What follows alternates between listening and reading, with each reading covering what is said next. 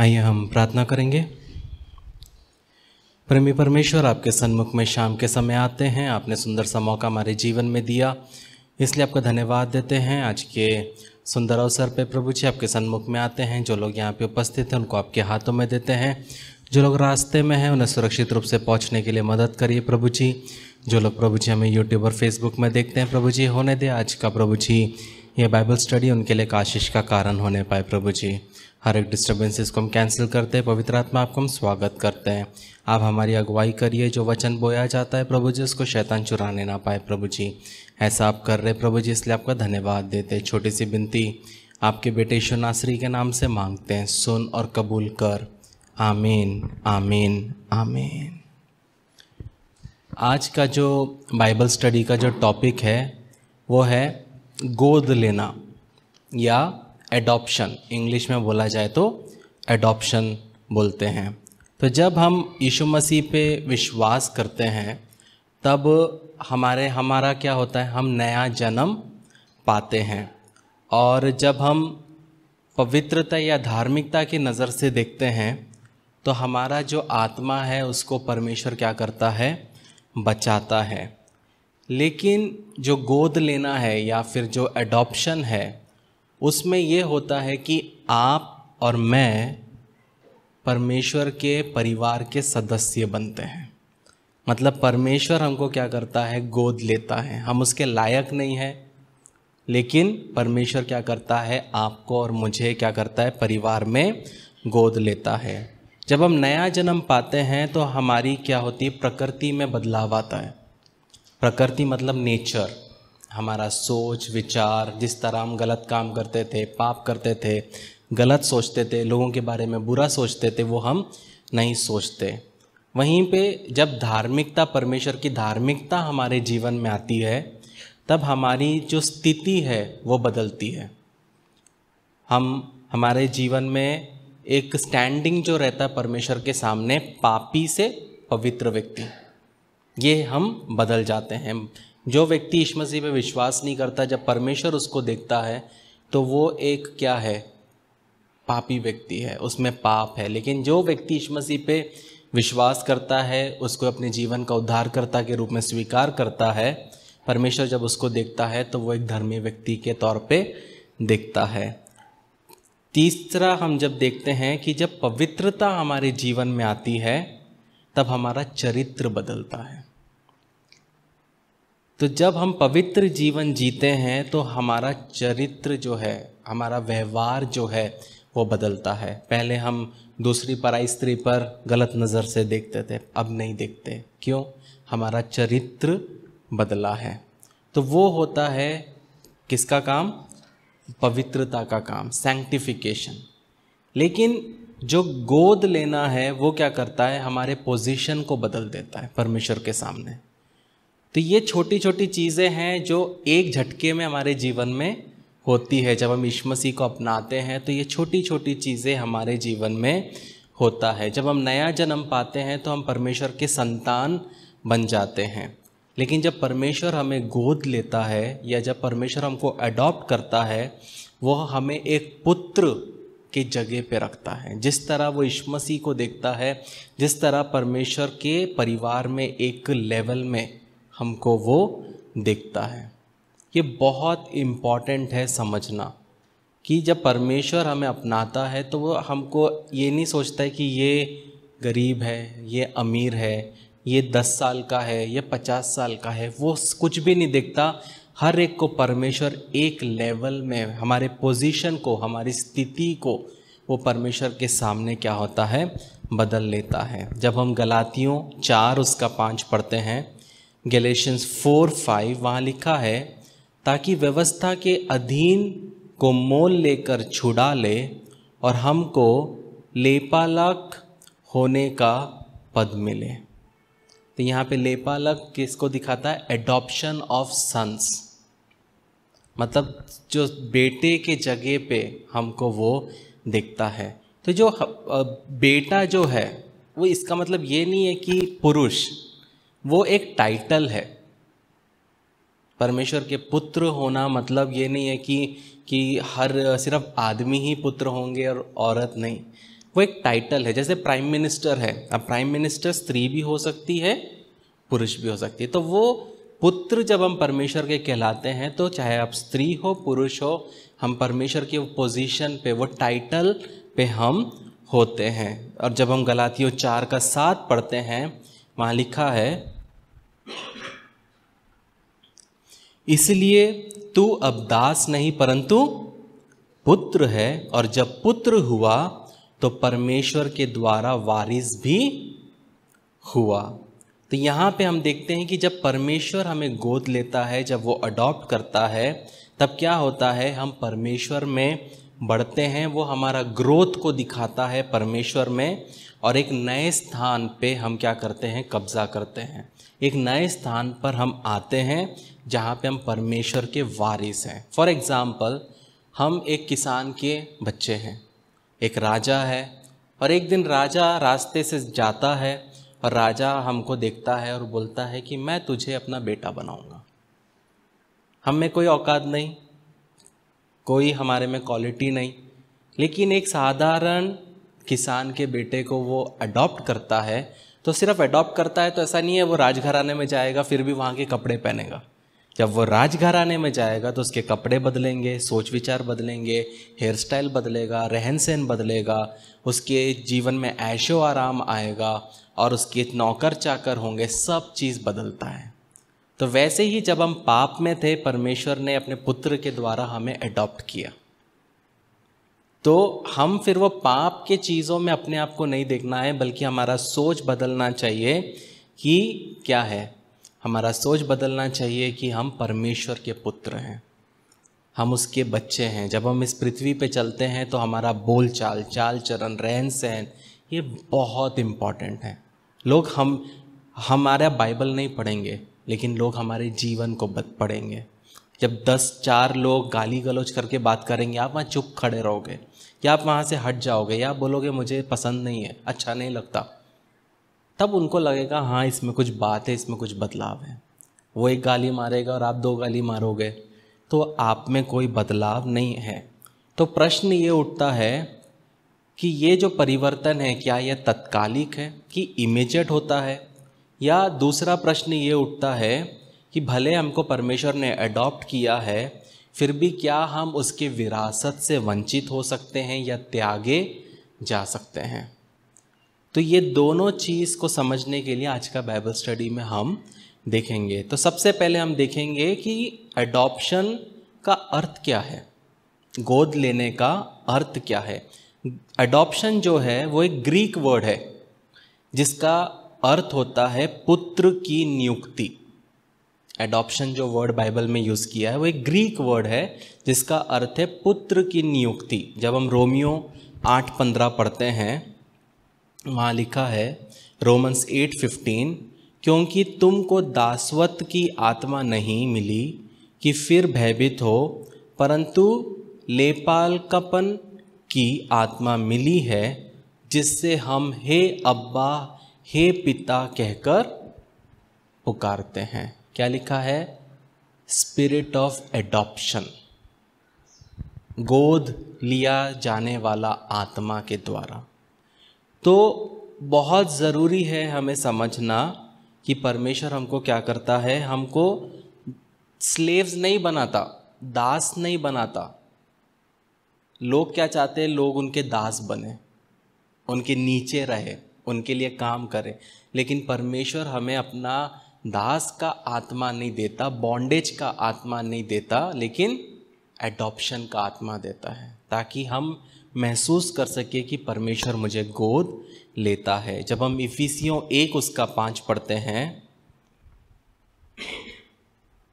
Efficiency 1:5 में लिखा है, और अपनी इच्छा के भले अभिप्राय के अनुसार हमें अपने लिए पहले से ठहराया कि यीशु मसीह के द्वारा हम उसके लेपालक पुत्र हों।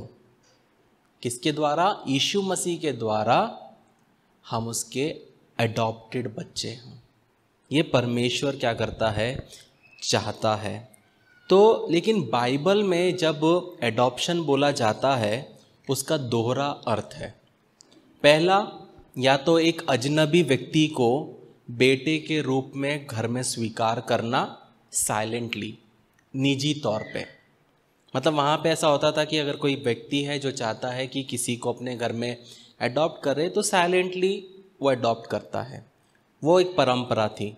लेकिन यहूदियों में एक और परंपरा थी जहाँ पे एक बेटे को एक स्लेव के जैसा, नौकर के जैसा देखा जाता था तब तक जब तक उसका सेरेमनी नहीं होता था। और वहाँ पे वो पिता जो करता था वो सार्वजनिक तौर पे, कानूनी तौर पे अपने बेटे को सबके सामने एक्सेप्ट करता था। और जब वो अपने बेटे को सबके सामने एक्सेप्ट करता था तो लोगों को समझ में आता था कि ये जो बेटा है ये क्या है, अब इस परिवार का वारिस है। तो परमेश्वर जब हमें अडॉप्ट करता है, तो जब हम यीशु मसीह पे विश्वास किए तब साइलेंटली अडॉप्ट हम होते हैं। लेकिन वहीं पे परमेश्वर ने सबके सामने भी हमें अडॉप्ट किया। किसके द्वारा? जब भी उसका पुत्र सूली पे चढ़ा, और सबके सामने परमेश्वर पुत्र के द्वारा हमें क्या करता है? अडॉप्ट करता है। तो जब तक ये समारोह नहीं होता तो ये जो व्यक्ति है, ये जो बच्चा है, ये नौकर से भी बहुत ही कम आका जाता है, नॉर्मल उसको देखा जाता है। लेकिन इस तरीके से परमेश्वर के साथ हमारा रिश्ता नहीं होता है। कहने का मतलब है कि जब परमेश्वर अपने कार्य को करता है तो वो हमें क्या करता है? विशेष अधिकारों के साथ और जिम्मेदारियों के साथ आनंद लेने के लिए क्या करता है? हमें चुनता है। ऐसा नहीं है कि जैसे मैंने एग्जाम्पल दिया, वो किसान के बेटे को महल में रखा लेकिन उसको बोलेंगे तेरा खाना वही है, जवार। ऐसा नहीं है। जब परमेश्वर हमें अपना पुत्र बनाता है तब परमेश्वर हर एक वो चीज़ हमें देता है जो हमें ज़रूरत है। जब हम निर्गमन 2 पढ़ते हैं, खोलने की ज़रूरत नहीं, जब हम निर्गमन 2 पढ़ते हैं वहाँ पे हम देखते हैं कि फ़िरौन की बेटी एक बच्चे को गोद लेती है जिसका नाम क्या था? मूसा। तो जब मूसा कौन था? इब्रानी था। लेकिन फ़िरौन की बेटी मूसा को अपनाती है और मूसा को इजिप्ट का, मिस्र की पढ़ाई लिखाई, खाना पीना, हर एक वो चीज़, उसका पद का, अधिकारों का हर चीज़ वो मिलता है। लेकिन जब हम इब्रानियों 11 उसका 24 पढ़ते हैं, वहाँ हम देखते हैं कि मूसा को ने कुछ बेहतर के लिए अपनी मिस्री स्थिति का अस्वीकार किया। वहाँ लिखा है, विश्वास ही से मूसा ने सयाना होकर फ़िरौन की बेटी का पुत्र कहलाने से इनकार किया। पहले उसको अडॉप्ट किया, उसको पूरा वो मिला, लेकिन जब उसको समझा कि यहाँ गलत हो रहा है, उसने क्या किया? उसका इनकार किया। तो कहने का मतलब है, जो हमारा पॉइंट था, पहला पॉइंट था कि गोद लेने का अर्थ ये है कि जब हम यीशु मसीह पे विश्वास करते हैं, हमारी स्थिति बदलती है परमेश्वर के सामने। हम कहीं से भी आए, हम काले हैं, गोरे हैं, हम अमीर हैं, गरीब हैं, कोई भी कास्ट के हो, कोई भी रिलीजन के हो, हम परमेश्वर के क्या बनते हैं? पुत्र बनते हैं, उसकी संतान बनते हैं। दूसरा सवाल ये होता है कि गोद लेने की स्थिति क्या है, कंडीशंस क्या है, शर्त क्या है। और गोद लेने की शर्त बहुत नहीं है, सिर्फ एक ही है कि यीशु मसीह में मिले रहना। जब हम गलातियों 3:26 पढ़ते हैं, गैलेशियंस 3:26 वहाँ लिखा है, क्योंकि तुम सब उस विश्वास के द्वारा जो मसीह यीशु पर है परमेश्वर की संतान हो। किसके द्वारा? 100 करोड़ देने से नहीं, सोना चांदी देने से नहीं, अपने आप को मारने से नहीं, उपवास पर प्रार्थना करने से नहीं, कलीसिया में आने से नहीं, कोई कलीसिया का मेंबरशिप होने से नहीं, चंदा देने से नहीं, बल्कि किसके द्वारा? यीशु मसीह पर विश्वास के द्वारा। तो ये चीज़ बहुत ज़रूरी है समझना, क्योंकि आपको बहुत से लोग मिलेंगे जो अलग अलग चीज़ें समझाएंगे, अलग अलग चीज़ें बताएंगे। लेकिन हमेशा आपको याद रखना है कि आपका जो विश्वास है वो चीज़ों से खरीदा हुआ नहीं है, आपका जो उद्धार है वो चीज़ों से खरीदा हुआ नहीं है, बल्कि यीशु मसीह के बहुमूल्य रक्त के द्वारा परचेस किया हुआ है, खरीदा हुआ है। तो ये जो व्यक्ति बनने के लिए, उसका बेटा बनने के लिए हमें 2 साल का ट्रेनिंग करना या 10 साल का ट्रेनिंग करने की आवश्यकता नहीं। हमें कोई संत महात्मा बन के हिमालय में जाके 10 साल बैठ के आएंगे तब हम उसके पुत्र बनेंगे, उसकी ज़रूरत नहीं। लेकिन तुरंत ही जब हम परमेश्वर के सामने हम क्या करते हैं, यीशु मसीह पे विश्वास करते हैं, हम उसके संतान बन जाते हैं। तो तीसरा प्रश्न ये उठता है कि अडॉप्शन का समय क्या है, किस समय हम अडॉप्ट होते हैं। तो वहाँ पे हम बाइबल में 3 चीज़ों को हमको समझना है। सबसे पहले ये दुनिया की नींव से पहले हुआ था, मतलब इसके पहले कि परमेश्वर ने आकाश और पृथ्वी की रचना की, तभी से परमेश्वर ने आपको और मुझे चुना है।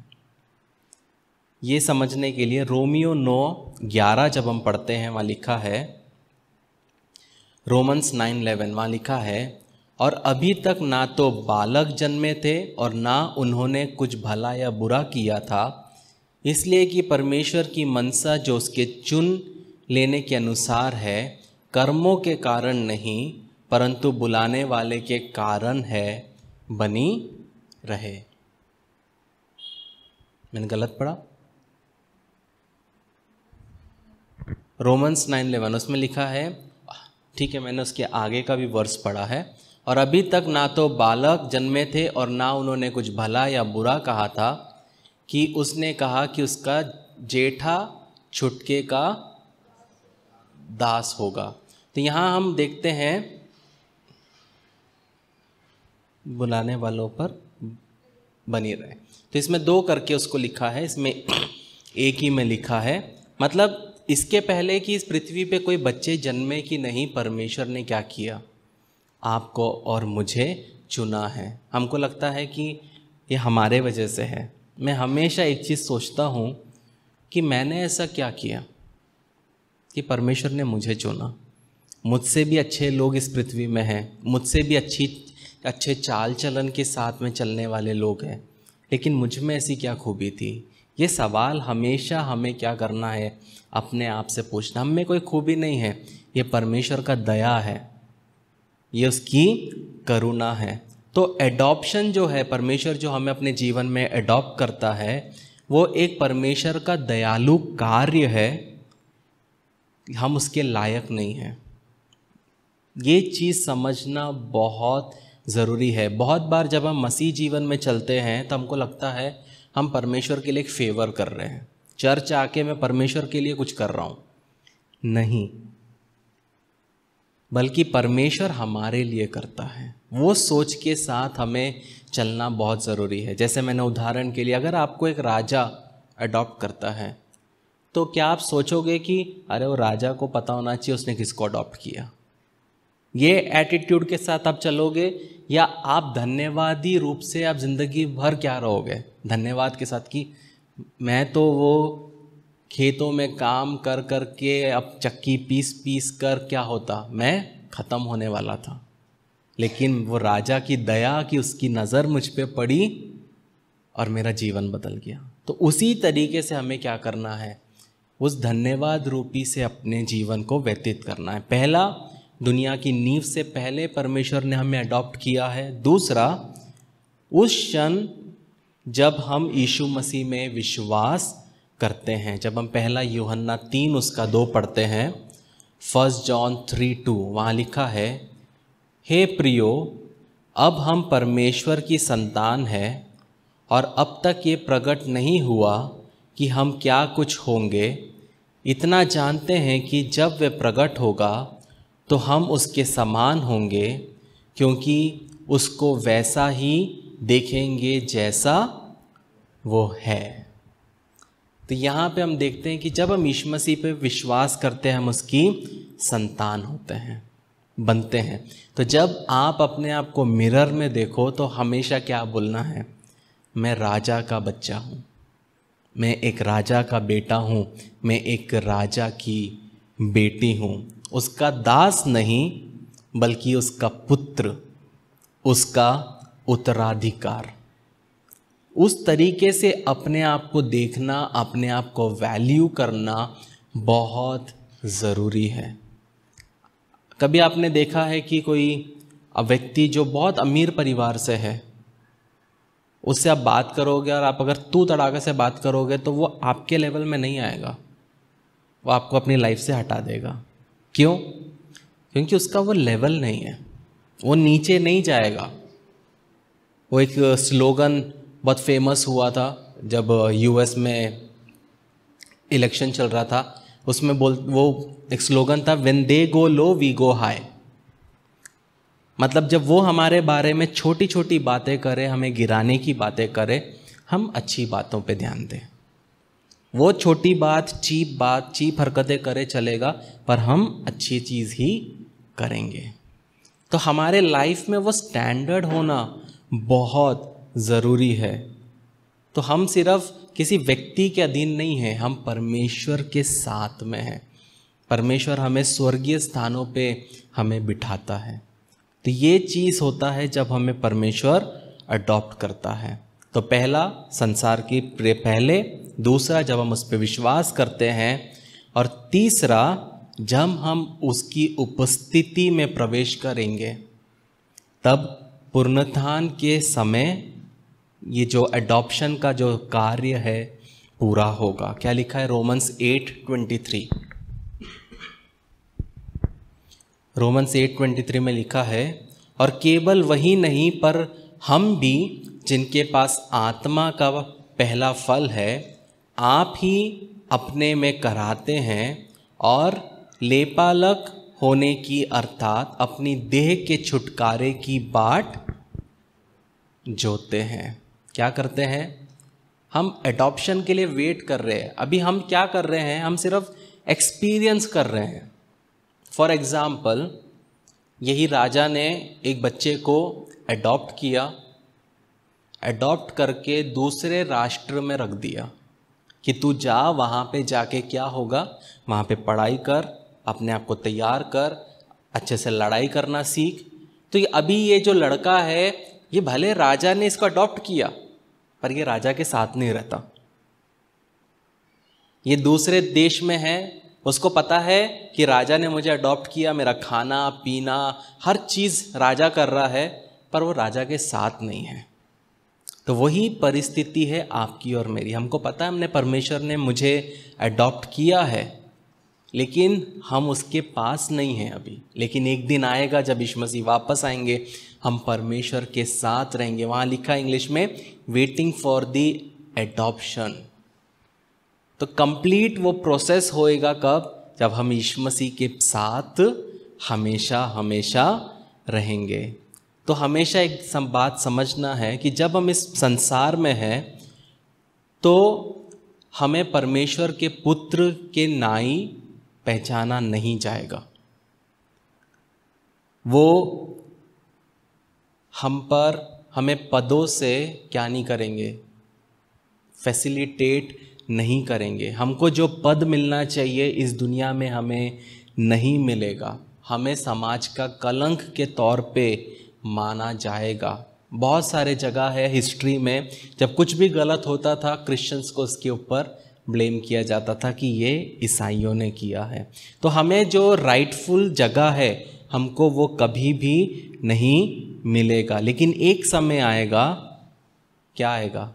कि एक समय आएगा जब हमारा ये शरीर ख़त्म हो जाएगा, और तब हमारा सही स्थान हमें मिलेगा।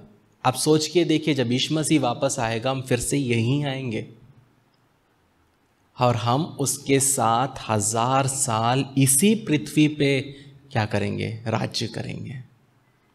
जो लोग आपको तिरस्कार किए, जो लोगों ने आपको इज्जत नहीं दी, जो लोग आपको कभी भी पूछे नहीं, वो आपके नीचे होंगे। तो क्या फ़ायदा है विश्वास योग्यता से चलने का?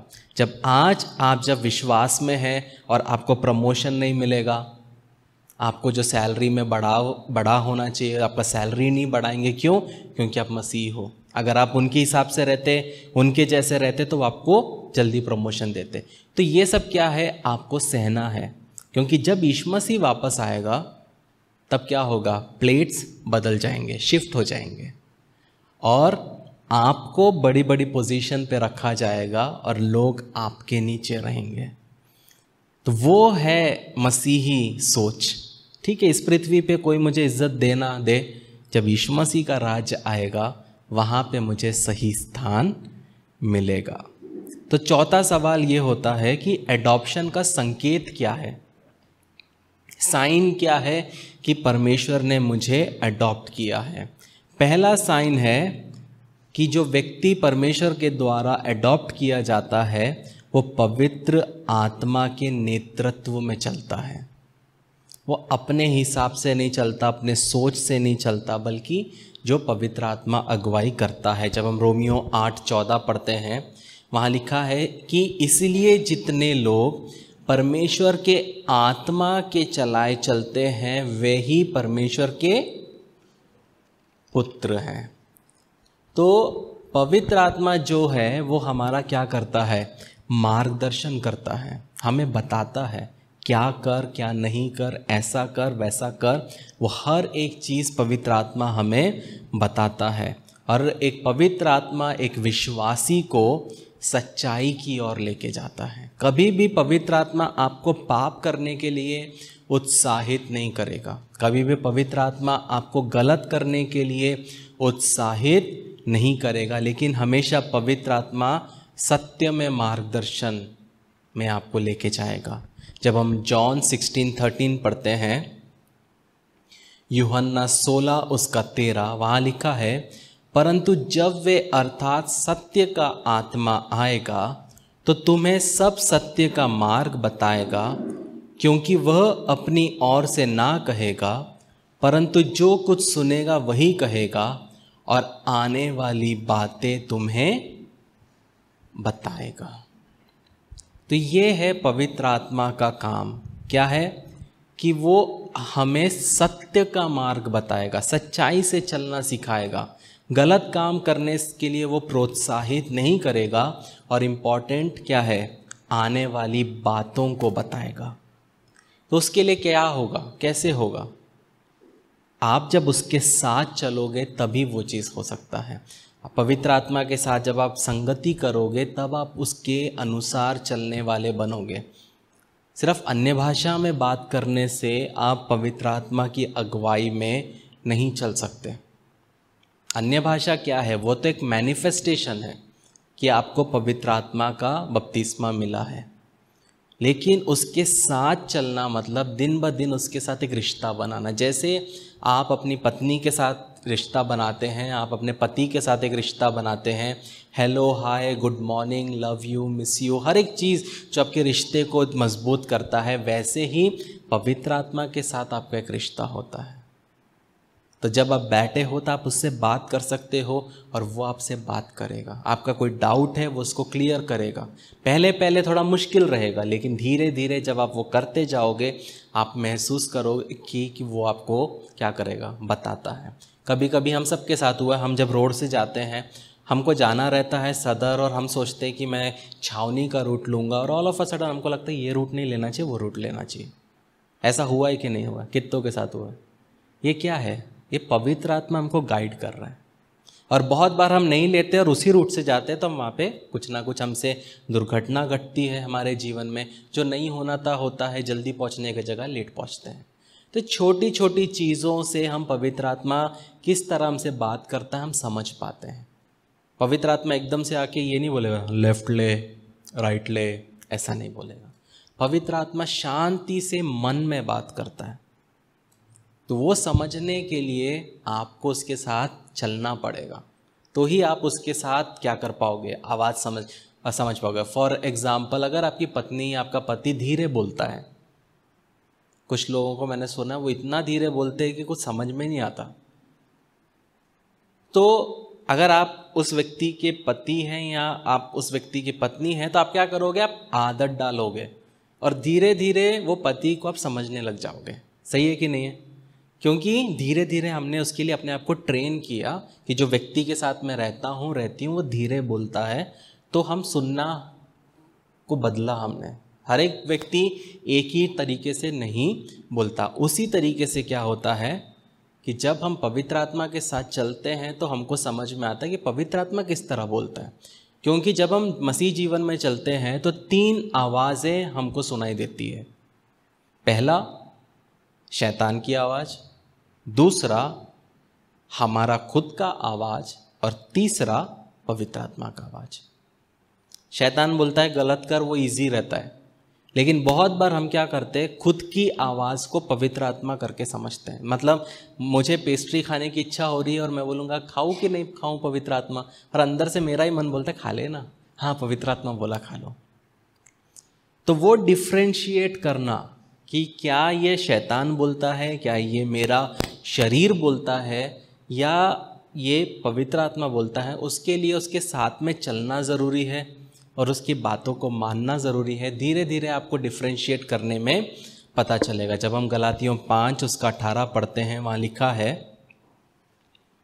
और यदि तुम आत्मा के चलाए चलते हो तो व्यवस्था के अधीन ना रहे।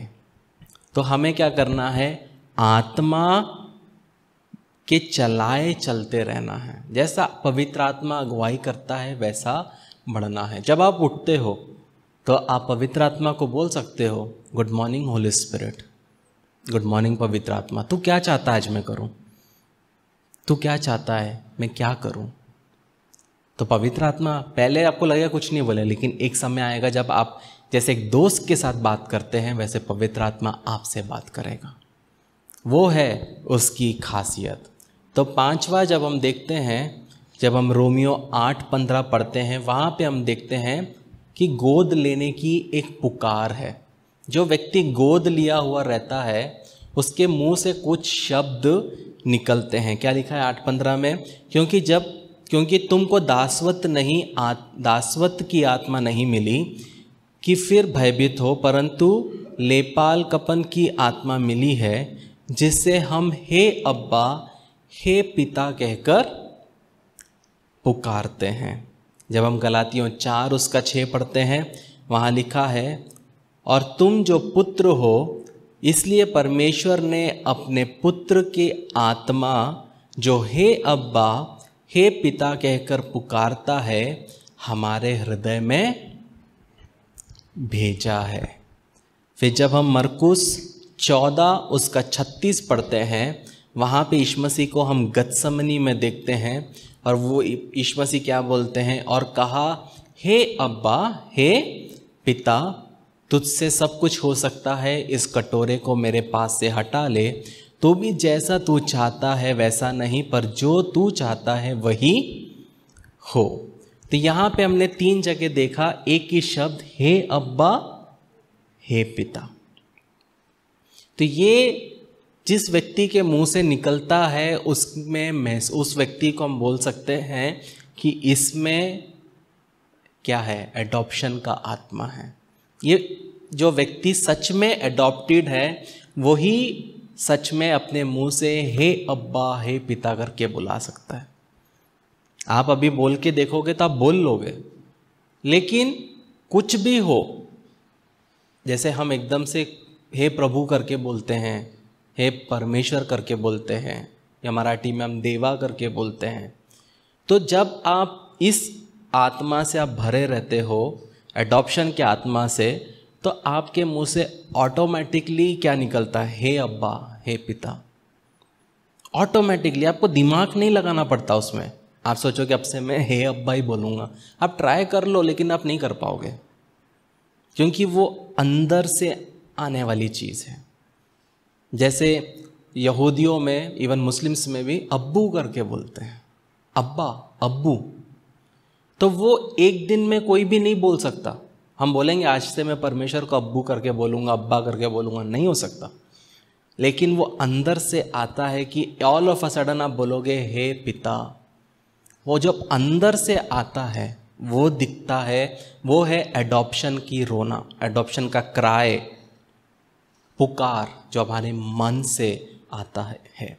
तो ये जब हम अब्बा और पिता करके पुकारते हैं, वो एक क्या है, एक प्रेम चिन्ह है, वो एक घनिष्ठ रिश्ते को दर्शाता है। तो अब्बा जो है वो अरामिक शब्द है, अरेमिक शब्द है, जो कि यीशु मसीह के बचपन की भाषा थी। यीशु मसीह इंग्लिश में नहीं बात करते थे, यीशु मसीह अरेमिक में बात करते थे। लेकिन वहीं पे हे पिता जो बोला गया है वो यूनानी भाषा है, जो कि दिखाता है जो विद्वान और जो शिक्षित लोगों की भाषा थी। तो यहाँ पे यीशु मसीह जब हे अब्बा करके बोलते थे वो लोकल लैंग्वेज, लेकिन जब पिता करके बोला यूनानी लैंग्वेज, जो कि यूनिवर्सिटी का लैंग्वेज। तो यहाँ पे दिखाता है कि परमेश्वर क्या करता है, यीशु मसीह भी उस आत्मा से भरा हुआ था। एक गुलाम उस ज़माने में अपने मालिक को कभी भी अब्बा करके संबोधित नहीं कर सकता था। आपके घर में नौकर आएगा या आप चाय के स्टॉल में जाओगे, एक छोटू आएगा और अगर आपको आके बोलेगा अब्बू कैसे हो, अब्बा कैसे हो, आप क्या बोलोगे? अटपटा लगेगा ना। तो वैसे ही जब हम परमेश्वर के साथ उस रिश्ते में बढ़ते हैं तब क्या होता है, हमारे मन के अंदर से क्या आता है, हे अब्बा, हे पिता करके आता है। तो छठा सवाल ये उठता है कि जब हम परमेश्वर हमें गोद लेता है, अडॉप्ट करता है, तो उसकी आशीषें क्या है। ऑब्वियसली जब राजा ने किसान के बेटे को अपनाया है तो उसके कुछ बेनिफिट्स तो होंगे। ऐसा तो होगा नहीं कि वहाँ पे भी वो फटे पुराने कपड़ों में रहेगा। तो जब परमेश्वर हमें गोद लेता है तो सबसे पहला चीज़ जो होता है कि हम परमेश्वर के विशेष प्रेम के वस्तु बन जाते हैं। जब हम जॉन 17:23 पढ़ते हैं, यूहन्ना 17:23, वहाँ पे हम देखते हैं लिखा है कि यीशु मसीह परमेश्वर से बोलते हैं, एंड में लिखा है, एंड के लाइन में, जैसा तूने मुझसे प्रेम रखा वैसा ही उनसे प्रेम रखा। तो जब हम परमेश्वर के परिवार में अडॉप्ट होते हैं तब हम परमेश्वर के विशेष प्रेम के वस्तु बन जाते हैं। स्पेशल मतलब हम सबसे परमेश्वर बहुत ज़्यादा प्यार करते हैं। दुनिया में अगर एक माता पिता के 3 बच्चे हैं और एक अडॉप्टेड है तो वो अपने को ज़्यादा प्रेम करेंगे और एक को कम, क्योंकि वो अडॉप्टेड है। लेकिन परमेश्वर वैसा नहीं है, हमसे भी वैसा ही प्रेम रखेगा जैसा परमेश्वर यीशु मसीह से करता है। तो यहाँ पे हम देखते हैं कि पिता का पुत्र का एक आत्मीय प्रेम, अटूट प्रेम संबंध को हम देखते हैं। तो पहला चीज़ होता है कि जब हम उस अडॉप्ट करता है परमेश्वर अपने प्रेम से भरता है। दूसरा, जब हम लूका 12 उसका 27 से 33 पढ़ते हैं, वहाँ पे हम देख सकते हैं कि हम पिता की देखभाल की वस्तु बन जाते हैं। क्या लिखा है? सोसनों के पेड़ पर ध्यान करो कि वो कैसे बढ़ते हैं, वे ना परिश्रम करते ना काटते हैं, तो भी मैं तुमसे कहता हूँ कि सुलेमान भी अपने सारे विभव में उनमें से किसी एक के समान वस्त्र पहने हुए ना था। इसलिए यदि परमेश्वर मैदान की घास को जो आज है और जो कल भाड़ में झोंकी जाएगी ऐसा पहनाता है, तो अल्पविश्वासियों वो तुम्हें क्यों ना पहनाएगा। और तुम इस बात की खोज में ना रहो कि क्या खाएंगे और क्या पिएंगे, और ना संदेह करो, क्योंकि संसार की जातियां इन सब वस्तुओं की खोज में रहती है और तुम्हारा पिता जानता है कि तुम्हें इन वस्तुओं की आवश्यकता है। परंतु उसके राज्य की खोज में रहो तो ये वस्तुएं भी तुम्हें मिल जाएगी। हे छोटे झुंड, मत डर, क्योंकि तुम्हारे पिता को ये भाया है कि तुम्हें राज्य दे। अपनी संपत्ति बेचकर दान कर दो और अपने लिए ऐसे बटुए बनाओ जो पुराने नहीं होते, अर्थात स्वर्ग पर ऐसा धन इकट्ठा करो जो घटता नहीं और जिसके निकट चोर नहीं जाता और कीड़ा नहीं बिगाड़ता। तो यहाँ पे हम देखते हैं कि हमें चिंता नहीं करना है कल क्या खाएंगे, कल क्या पिएंगे, कल कैसे होगा। परमेश्वर उसकी चिंता करेगा। ये कब होता है कि परमेश्वर के हम देखभाल के वस्तु बन जाते हैं। जब परमेश्वर हमें अडॉप्ट करता है, जब परमेश्वर हमें गोद ले लेता है, तब हमको चिंता करने की ज़रूरत नहीं। क्योंकि वचन में हमने पढ़ा जो कल की चिंता करते हैं वो अविश्वासी हैं। अगर हमेशा एज अ ह्यूमन बीइंग, एक मनुष्य होने के नाते हमको चिंता होती है मेरे बच्चों का कैसा होगा, कल का क्या होगा, वो ओके। लेकिन आप सुबह से शाम तक वही सोच सोच कर बीपी चढ़ा रहे हो और फिर उसके बाद में आपको डिप्रेशन में जा रहे हो, अब तो मेरा कुछ नहीं होगा, वो परमेश्वर नहीं चाहता। परमेश्वर बताता है कि मैं कर लूँगा। परमेश्वर जानता है। तो जब परमेश्वर हमें गोद लेता है तो दूसरी चीज़, हम उसके देखभाल के वस्तु हो जाते हैं। वो हमारी देखभाल करता है। तीसरा, जब हम 1 जॉन 3:1 पढ़ते हैं, वहाँ पे हम देखते हैं कि जब परमेश्वर हमें अडॉप्ट करता है तो हमारे पास में एक परिवार का नाम मिलता है। क्या लिखा है? देखो 1 जॉन 3:1, देखो पिता ने हमसे कैसा प्रेम किया है कि हम परमेश्वर की संतान कहलाए और हम है भी। तो यहाँ पे शॉर्ट में लिखा है, मेरा ट्रांसलेशन अलग है, वो ट्रांसलेशन अलग है। वहाँ लिखा है देखो पिता ने हमसे कैसा प्रेम किया है कि हमें परमेश्वर की संतान कहलाए और हम हैं भी। इस कारण संसार हमें नहीं जानता क्योंकि उसने उसे भी नहीं जाना। तो कहने का मतलब है कि जब यीशु मसीह हमें अडॉप्ट करता, हम परमेश्वर के परिवार में आते हैं, तो हम परमेश्वर का नाम हमें मिलता है। जैसे मेरा सरनेम फ्रांसिस है, आपका सरनेम कुछ और है, वो आपका परिवार का नाम है। वैसे ही जब हम विश्वास करते यीशु मसीह पे, हम सब का सरनेम एक होता है, यीशु मसीह। हम उस बड़े परिवार के मेंबर बन जाते हैं। हम सब सोचते काश मेरा सरनेम अंबानी होता या मेरा सरनेम अडानी होता। हो सकता हम सोचें, सब इजी है उनके, लेकिन उससे भी बड़ा सरनेम है यीशु मसीह। तो जब हम परमेश्वर के परिवार में अडॉप्ट होते हैं तो हमारा सरनेम बदलता है, हमारे परिवार का नाम बदलता है। चौथा, जब हम रोमियो 8:29 पढ़ते हैं, वहाँ पे हम देखते हैं, वहाँ लिखा है क्योंकि जिन्हें उसने पहले से जान लिया उन्हें पहले से ठहराया भी है कि उसके पुत्र के स्वरूप में हो, ताकि वे बहुत भाइयों में पहलौठा ठहरे। तो यहाँ पे हम देखते हैं पारिवारिक समानता। ये जो परिवार है परमेश्वर का, यहाँ पे जैसे मैंने पहले बोला, कोई गोरा नहीं, काला नहीं, गरीब नहीं, अनपढ़ नहीं, गंवार नहीं। परमेश्वर के इसमें क्या है? समानता है। कोई छोटा बड़ा परमेश्वर के सामने नहीं है। हम सब एक शरीर के अंग है। वो कब होता है? जब हम उसके परिवार में क्या होते हैं? अडॉप्ट किए जाते हैं। जब हम 1 जॉन 3:14 पढ़ते हैं, वहाँ लिखा है 1 जॉन 3:14, वहाँ लिखा है हम जानते हैं कि हम मृत्यु के पार होकर जीवन में पहुँचे हैं क्योंकि हम भाइयों से प्रेम रखते हैं। जो प्रेम नहीं रखता वो मृत्यु की दशा में रहता है। 5वां चीज़, जब हमें परमेश्वर अडॉप्ट करता है, हमें क्या मिलता है? प्यार मिलता है। जो मसीह का जो परिवार है उसमें प्रेम रहता है। कभी कभी आपने सोचा होगा कि कोई संडे में पवित्र आत्मा का बहुत प्रेजेंस फील होता है,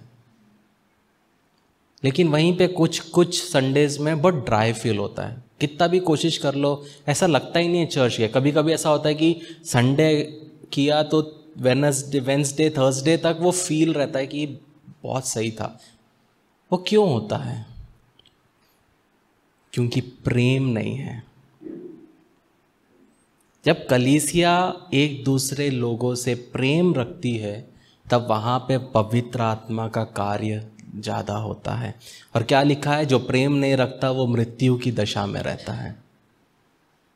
तो अगर हम, इसलिए मैं हमेशा प्रभु भोज में बोलता हूँ, ये जो ब्रेड है, ये जो वाइन है, ये क्या है? रिप्रेजेंट करता है यीशु मसीह का शरीर और लहू, लेकिन आपके बाजू में जो खड़ा है वो उसका शरीर है। तो ये बहुत ज़रूरी है कि हम एक दूसरे से प्रेम में बने रहें, ताकि परमेश्वर के कार्य को ज़्यादा अपने जीवन में देखने पाएँ। जब हम रोमियो 8 उसका 15 पढ़ते हैं, वहाँ लिखा है, पहले भी पढ़ चुके हैं, क्योंकि तुम तो दासत्व की आत्मा नहीं मिली कि फिर भयभीत हो, परंतु लेपालकपन की आत्मा मिली है, जिससे हम हे अब्बा, हे पिता कहकर पुकारते हैं। जो दिखाता है संतानोचित भावना को। संतानोचित भावना बोले तो पारिवारिक भावना, जैसे एक पिता और बेटे के बीच का प्रेम, एक माँ और बेटी के बीच का प्रेम। वैसे ही जब परमेश्वर हमें अडॉप्ट करता है तो वो क्या होता है? एक रिश्ता बनता है। ऐसा रिश्ता नहीं कि वो मास्टर है, हम स्लेव हैं, वो मालिक है, हम क्या हैं? हम दास हैं। वैसे नहीं, पिता और पुत्र एक प्रेम का क्या बनता है? रिश्ता बनता है। जब हम यूहन्ना 14 उसका 23 पढ़ते हैं, वहाँ लिखा है, जॉन 14:23, यीशु ने उसको उत्तर दिया, यदि कोई मुझसे प्रेम रखेगा तो वह मेरे वचन को मानेगा, और मेरा पिता उससे प्रेम रखेगा, और हम उसके पास आएंगे और उसके साथ वास करेंगे। तो जब हम परमेश्वर के परिवार में अडॉप्ट होते हैं तो वहाँ पे क्या होता है? जमावड़ा होता है। इंग्लिश में बोले तो गैदरिंग, फैमिली गैदरिंग होती है। हम जैसे यहाँ पे हमारा क्या है? ये फैमिली गैदरिंग है, हम सब मिल रहे हैं। तो वैसे ही जब हमको परमेश्वर के परिवार में हम अडॉप्ट होते हैं तो क्या होता है? लास्ट लाइन क्या लिखा है? हम उसके पास आएंगे और उसके साथ वास करेंगे। तो एक गैदरिंग रहेगा, पिता, पुत्र, पवित्र आत्मा, एंजल्स, हम सबका एक फेलोशिप रहेगा हमारे परिवार में, हमारे जीवन में। ये कब होता है? जब हमको परमेश्वर अडॉप्ट करता है, हम उसके परिवार के एक सदस्य बनते हैं। जब हम हिब्रूज 12:5-11 पढ़ते हैं, इब्रानी 12 वहाँ 5 से 11 तक, वहाँ लिखा है, और तुम उस उद्देश्य को जो तुमको पुत्रों की नाई दिया जाता है भूल गए हो, कि हे मेरे पुत्र, प्रभु की ताड़ना को हल्की बात ना जान, और जब वे तुझे घुड़के तो हियाव ना छोड़, क्योंकि प्रभु जिससे प्रेम करता है उसकी ताड़ना भी करता है, और जिसे पुत्र बना लेता है उसको कोड़े भी लगाता है। तुम दुख को ताड़ना समझकर सह लो, परमेश्वर तुम्हें पुत्र जानकर तुम्हारे साथ बर्ताव करता है। वह कौन सा पुत्र है जिसकी ताड़ना पिता नहीं करता? यदि वह ताड़ना जिसके भागी सब होते हैं तुम्हारी नहीं हुई तो तुम पुत्र नहीं पर व्यभिचार की संतान ठहरे। फिर जबकि हमारे शारीरिक पिता भी हमारी ताड़ना किया करते थे, तो क्या आत्माओं के पिता के और भी अधीन ना रहे जिससे जीवित रहे? वे तो अपनी अपनी समझ के अनुसार थोड़े दिन के लिए ताड़ना करते हैं, पर यह तो हमारे लाभ के लिए करता है कि हम भी उसकी पवित्रता के भागी हो जाएं। और वर्तमान में हर प्रकार की ताड़ना आनंद की नहीं पर शोक ही की बात दिखाई पड़ती है, तो भी जो उसको सहते सहते पक्के हो गए हैं, पीछे उन्हें चैन के साथ धर्म का प्रतिफल मिलता है। इन शॉर्ट, जब आप परमेश्वर के द्वारा अडॉप्ट किए जाते हो, गोद लिए जाते हो, तो आपको ताड़ना मिलती है। क्या लिखा है पहले हमने पढ़ा? वो उन्हीं को ताड़ता है जिन्हें अपना पुत्र समझता है। ऐसा कोई भी पिता नहीं जो आपने कभी देखा नहीं होगा कि आपके पिता ने जाके बाजू वाले के बच्चे को मारा, क्यों मार्क्स कम लाया। ऐसा कभी हुआ है? नहीं हुआ। कभी होगा? नहीं होगा। एक पिता अपने पुत्र को मारेगा कि तूने ऐसा क्यों किया। तो वैसे ही परमेश्वर क्या करता है, जब हम उसके पुत्र बनते हैं, उसके संतान बनते हैं, वो हमें ताड़ता है। वहाँ पे एक वर्स लिखा है पीछे, जब हम जाएंगे, अगर वो तुम्हें ताड़ना नहीं देता तो क्या लिखा है वहाँ पे, पीछे जाइए, एक और पीछे और पीछे, हाँ लास्ट लाइन क्या लिखा है, अगर वो तुम्हें ताड़ना नहीं देता मतलब हम कौन है, व्यभिचार के संतान, जो कि बहुत स्ट्रॉन्ग वर्ड यूज किया गया है, नीचे में लिखा है बास्टर्ड, जो कि गाली के नाई माना जाता है। तो परमेश्वर जिनसे प्रेम करता है उनको ताड़ना देता है ताकि वो और पक्के हों और मजबूत हो, ताकि वो अपने कार्य को कर सकें, वो और सिद्ध हो और सच्चे बेटे बेटी बने। जब हम 2 कुरिन्थियों 1:4 पढ़ते हैं, वहाँ लिखा है 2 Corinthians 1:4, वे हमारे सब क्लेशों में शांति देता है ताकि हम उस शांति के कारण जो परमेश्वर हमें देता है उन्हें भी शांति दे सके जो किसी प्रकार के क्लेश में हो। तो जब हम परमेश्वर हमें अडॉप्ट करता है तो क्या करता है, हमें सुख प्राप्त होता है, हमारे मनों में वह शांति देता है, हम शांति से भरे हुए होते हैं। हम जीवन में कोई भी परिस्थिति क्यों ना हो, हम चैन की नींद सोते हैं, हमें स्लीपिंग पिल्स लेने की ज़रूरत नहीं पड़ती है। और आखिरी, जब हम पहला पत्रस 1:4 पढ़ते हैं, वहाँ लिखा है 1 Peter 1:4, अर्थात एक अविनाशी और निर्मल और अजर मिरास के लिए जो तुम्हारे लिए स्वर्ग में रखी गई है। क्या लिखा है,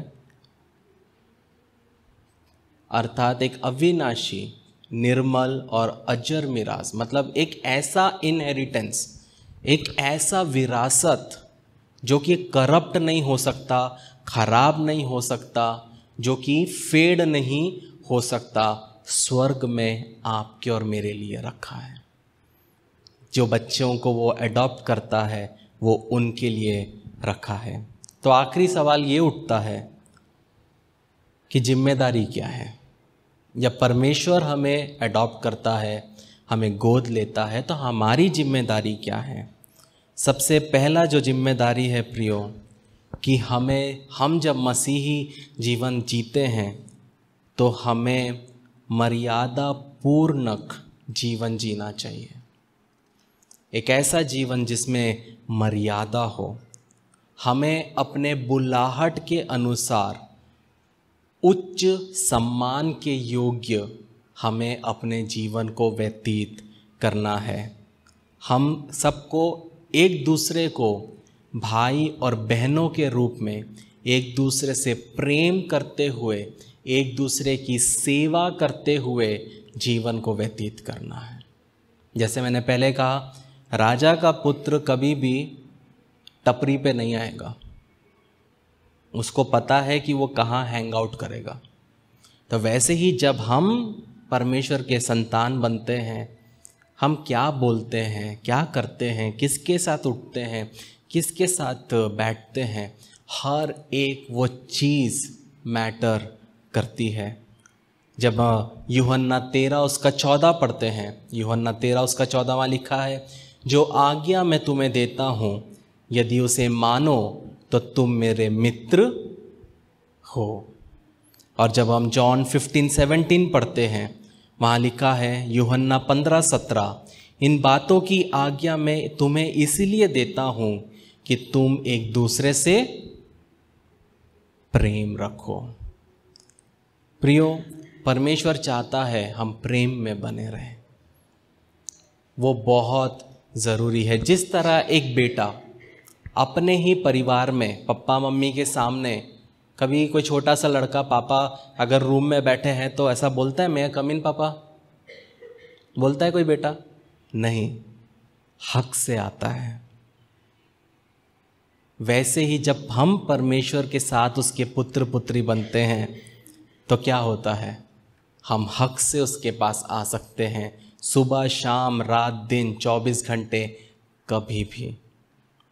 तो ये बहुत ज़रूरी है। जब एक परिवार अगर एडॉप्ट करता है, वो बच्चे को बताना सही नहीं समझते ये सोच के कि बच्चे को बुरा लगेगा। लेकिन एक कहानी है जिसमें कि एक बच्चा जानता था कि उसको गोद लिया गया है। जब वह स्कूल जाता था तो उसके सब बच्चे, कॉलोनी के बच्चे उसको चिढ़ाते थे, अरे तू तो गोद लिया हुआ है, तू तो गोद लिया हुआ है। मतलब इनडायरेक्टली उसको बोलते थे तू तो नाजायज़ है या कुछ और। लेकिन ये बच्चा सुनता है, लेकिन एक दिन ये बच्चा मुड़ के बोलता है, तुम्हें पता है तुम में और मुझ में क्या फ़र्क है? मेरे माता पिता के पास हज़ारों बच्चे थे चॉइस करने के, उन हज़ारों में से उन्होंने मुझे चुना है, लेकिन तुम्हारे माँ बाप के पास कोई चॉइस नहीं था। जो उनको मिला उनको रखना पड़ा। कहने का मतलब है प्रियो, परमेश्वर के पास बहुत चॉइस थे, लेकिन उसने आपको चुना, मुझे चुना। ऑप्शंस बहुत थे परमेश्वर के पास, लेकिन हमें चुना उसका पुत्र बनने के लिए। तो इसलिए जब हम उसके पुत्र बनते हैं तो हम उसे कभी भी टेकन फॉर ग्रांटेड ना ले, बल्कि उसके ना ही चले। जो पोजीशन है उसके ना ही चलना है। ऐसे बहुत से ऑफिसेस है, अगर आप ऐसे जाओगे तो वो आपको काम करने नहीं देंगे। वो बोलेंगे आपको शर्ट और पैंट पहनना है, वो वहाँ का तरीका है। तो वैसे ही जब आप परमेश्वर के पुत्र बनते हैं तो उस स्टैंडर्ड में आपको चलना बहुत ज़रूरी है। आइए हम प्रार्थना करें। प्रेमी परमेश्वर, आपके सन्मुख में शाम के समय आते हैं। आपने सुंदर सा मौका दिया, धन्यवाद देते हैं। जो वचन बोया गया प्रभु जी, उसको शैतान चुराने ना पाए प्रभु जी, बल्कि उसके अनुसार चलने के लिए प्रभु जी हमें मदद करिए प्रभु जी। और धन्यवाद कि आपने हमें गोद लिया। हम में ना खूबी है ना लियाकत है प्रभु जी आपके लिए जीने के लिए, बढ़ने के लिए मदद करिए प्रभु जी। छोटी सी विनती आपके बेटे शुनाश्री के नाम से मांगते हैं, सुन और कबूल कर। आमीन आमीन आमीन। तो आप विवाह के लिए आगे कदम बढ़ाने को तैयार हैं? बधाई। इससे पहले कि आप अपनी शादी के दिन की तैयारी में जुट जाएं, योजना बनाएं और परेशान होने लगें, एक सबसे महत्वपूर्ण बात न भूलें, आपकी शादी। एक अध्ययन के अनुसार विवाह पूर्व परामर्श या वैवाहिक थेरेपी पूरा करने वाले जोड़ों में तलाक की संभावना 31% तक कम होती है और कोर्टशिप टू मैरिज इसमें आपकी मदद करता है। हमारे कोर्स और पाठों में विवाहित जीवन के संघर्षों, वास्तविकताओं और रोजमर्रा की दिनचर्या जैसे कई विषय सम्मिलित किए गए हैं। इस कार्यक्रम पर कई जोड़ों का भरोसा रहा है जो जिंदगी के इस नए स्तर पर जाने के लिए तैयार हैं। लेकिन इसके लिए सिर्फ हमारी बात को ही न माने, आप अपना पहला पाठ मुफ्त सीख सकते हैं। एक बार जब आप कोर्टशिप टू मैरिज के साथ रजिस्ट्रेशन करते हैं तो आप हमारी 30 दिन की मनी बैक गारंटी द्वारा भी सुरक्षित रहते हैं और आप तैयार हैं एक सुखी वैवाहिक जीवन के लिए। courtship2marriage.com पर आज ही अपना पहला लेसन शुरू करें।